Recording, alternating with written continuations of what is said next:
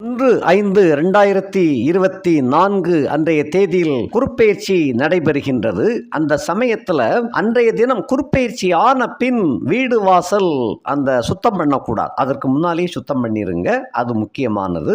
அதே போல் அன்றைய தினம் பயிற்சி ஆன பின் அந்த வடதிசை நோக்கி பிரயாணத்தை வைத்து கொள்ள வேண்டாம். அது ஒரு முக்கியமான சமாச்சாரம், செய்யக்கூடாதது. இது போக குருப்பெயர்ச்சி ஆன பின் சில பேர் மாலையில் குளிப்பாங்க, அந்த மாதிரி குளிக்கக்கூடாது, இதெல்லாம் செய்யக்கூடாது.